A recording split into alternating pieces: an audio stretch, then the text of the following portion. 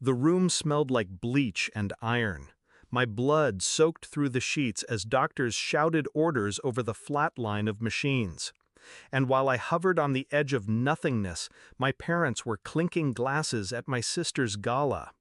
They told the neighbors later that I was overdramatic, that the emergency call I'd placed before surgery was an exaggeration, that their presence was needed elsewhere, where cameras flashed and champagne overflowed.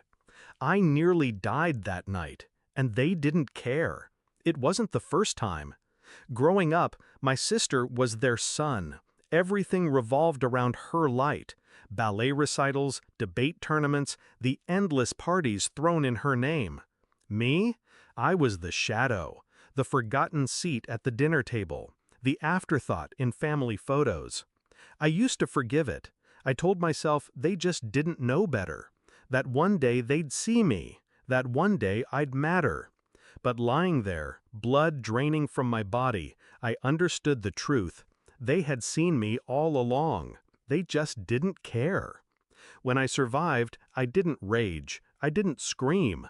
I simply went silent. Silence is sharper than anger. It cuts deeper because it leaves nothing to grab onto. I withdrew, erased them one careful stroke at a time. First, the calls. I stopped answering.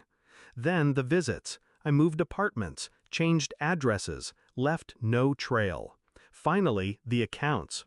Every joint tie, insurance, medical consent, banking access, I severed with the precision of a surgeon. I disappeared from their world, and they barely noticed. Not at first. The irony is, they only began to notice when they needed something.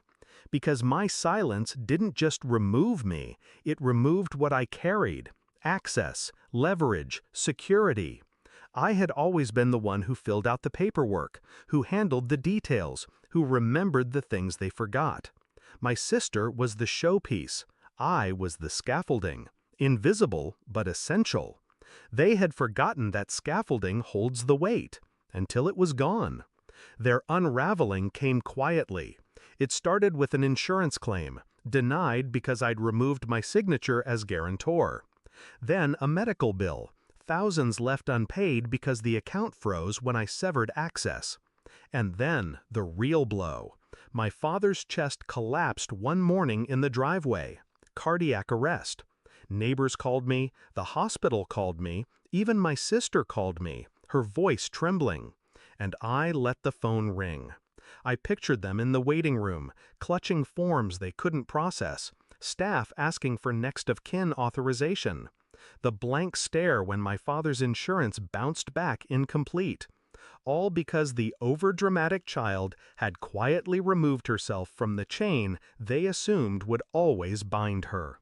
My silence was louder than any scream I could have delivered. A week later, I received a letter. My mother's handwriting, sloppy, shaking.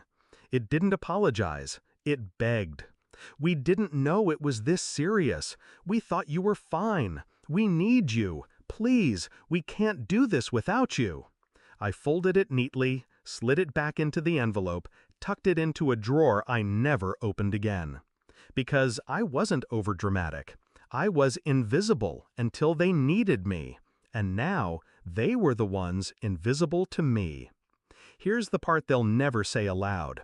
They built this fate with their own hands. They cut me out every time they chose my sister's spotlight over my survival. They hollowed me out until all I had left was silence. And silence is what I gave them back. People ask me if I regret it, if I ever feel guilt for letting them drown in their own neglect. The answer is simple: no. Because the night I bled out on that table, I learned the truth. Families aren't defined by blood. Blood spills. Blood drains. Blood can be ignored while champagne flows. Families are defined by who shows up when you're dying. And they didn't.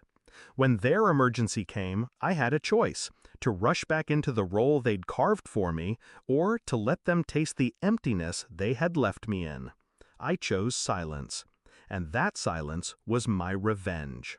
I don't hate them anymore. Hate requires energy, and I won't waste another drop.